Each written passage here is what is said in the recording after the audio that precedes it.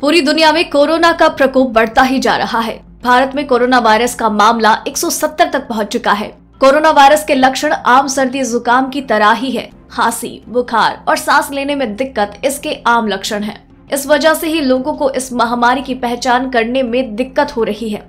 वैसे तो पूरी दुनिया में कोरोना वायरस का कहर कई महीनों से जारी है, लेकिन वैज्ञानिकों ने अब ये बताया है कि दिनों के हिसाब से कोरोना वायरस के लक्षण कैसे उभरते जाते हैं और कब ये मरीज के शरीर में पूरी तरह से दिखना शुरू होते हैं। हाल ही में वुहान विश्वविद्यालय के झोंगनान अस्पताल में 138 मरीजों पर एक स्टडी की गई, जिसमें कुछ विशिष्ट लक्षणों की पहचान की गई। स्टडी में पाया गया कि लगभग 99% मरीजों के शरीर का तापमान बहुत ज्यादा था, जबकि आधे से ज्यादा लोगों में थकान और सूखी खांसी थी।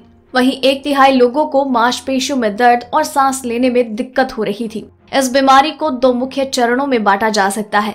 पहला चरण, जो आमतौर पर 7 दिनों तक रहता है, और दूसरा चरण जो और 2 सप्ताह तक रहता है। राहत की बात है कि 85% मरीज कोरोना वायरस के केवल पहले चरण का अनुभव करते हैं, जबकि 7 में से 1 मरीज पूरे 3 सप्ताह के लक्षणों से गुजरता है। यहाँ हम डॉक्टर के अनुसार दिनों के हिसाब से कोरोना वायरस के लक्षण बता रहे हैं, साथ ही इन लक्षणों पर दिखने पर आपको क्या करना चाहिए ये भी जानकारी दे रहे हैं। तो चलिए शुरू करते हैं। पहला दिन, वायरस से संक्रमित अधिकांश मरीजों में पहले बुखार होता है। इसके बाद थकान, मांसपेशियों में दर्द और सूखी खांसी भी हो सकती है। कुछ लोगों को 1 या 2 दिनों के लिए उल्टी या डायरिया का भी अनुभव हो सकता है। दूसरे दिन आपको बहुत थकान महसूस होगी और आप कुछ भी कर पाने में खुद को असहाय महसूस करेंगे।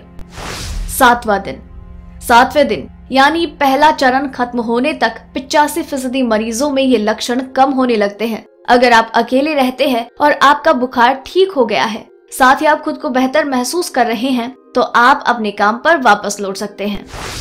17वां दिन, आमतौर पर 17वें दिन के आसपास कोरोना वायरस से मरीज की मौत हो जाती है। हालांकि ये बात ध्यान रखना महत्वपूर्ण है कि इस चरण पर आकर मरने वालों का आंकड़ा अभी 1 से 2% ही है, और आपको बता दें कि इससे ज्यादा दिन तक गंभीर कोरोना वायरस के मामले भी नियंत्रण में आ सकते हैं और आप अपने काम पर वापस लौट सकते हैं। आपको बता दें कि अगर आप कोरोना वायरस से संक्रमित हैं और दूसरों के साथ रहते हैं, तो आपको और 7 दिनों के लिए आइसोलेशन में रहना चाहिए, ताकि दूसरों तक आपका संक्रमण ना पहुंचे।